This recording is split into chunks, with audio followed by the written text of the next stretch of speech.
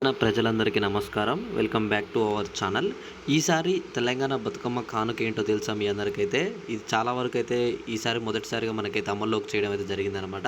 ప్రతిసారి మనందరికొచ్చేసైతే ఏవైతే మనకి బతుకమ్మ పండుగ సందర్భంగా వచ్చే ఏవైతే కానుకలున్నాయో అవన్నీ వచ్చేసి మనకైతే చీరలనైతే ఇవ్వడం అయితే జరిగేది ప్రతిసారి. కానీ ఈసారి వచ్చేసి మనమైతే ఇక్కడ చూసుకున్నట్లయితే డబ్బులనేవి ఇస్తున్నట్టు కొన్ని వార్తలైతే వచ్చాయన్నమాట.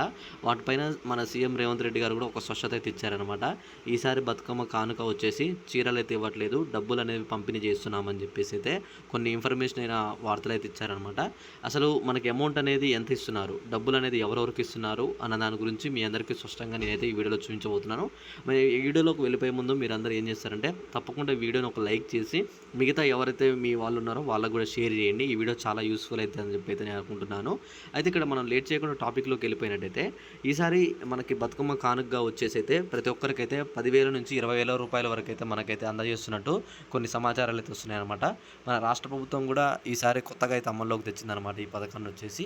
ఎందువల్ల అంటే ప్రతిసారి ఈ చీరలు ఇవ్వడం వల్ల చాలామందికి అయితే క్వాలిటీ లేవని చెప్పేసి ఇలా చాలామంది చాలా రకాలుగా అంటున్నారని చెప్పేసి ఈసారి వెరైటీగా అయితే ఉండాలి అని చెప్పేసి దృష్టిలో పెట్టుకొని ఇలా మనకైతే ఈసారి చేస్తున్నారనమాట.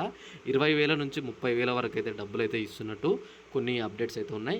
దీనికోసం ఏం చేయాలి, ఏవైనా అప్లికేషన్స్ చేసుకోవాలా, ఇది ప్రతి ఒక్కరికి ఊళ్ళో ఉన్న మహిళలందరికీ ఇస్తారా, వీటి గురించి ఏమన్నా అప్డేట్స్ అయితే రావాల్సింది అవుతుందన్నమాట. రేపు లేదో ఎల్లుండి మనకైతే దాని గురించి తాజాగా సమాచారాలు అయితే వస్తున్నాయన్నమాట. దాని గురించి ఏ చిన్న ఇన్ఫర్మేషన్ వచ్చినా సరే మీ అందరికీ వీడియో చేసి నేనైతే అందజేయడం జరుగుతుంది. ఓకే, మీ అందరికీ ఈ వీడియోలో ఇన్ఫర్మేషన్ అయితే అందనుకుంటున్నాను. మీ అభిప్రాయాన్ని కూడా ఒకసారి అయితే కామెంట్ తెలపండి. మీరేమనుకుంటున్నారు?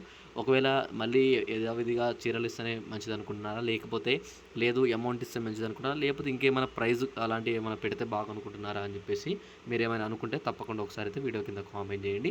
ఈ వీడియోని లైక్ చేసి మిగతా మీ వాళ్ళకు కూడా అయితే షేర్ చేస్తారని చెప్పి అయితే నేను అనుకుంటున్నాను.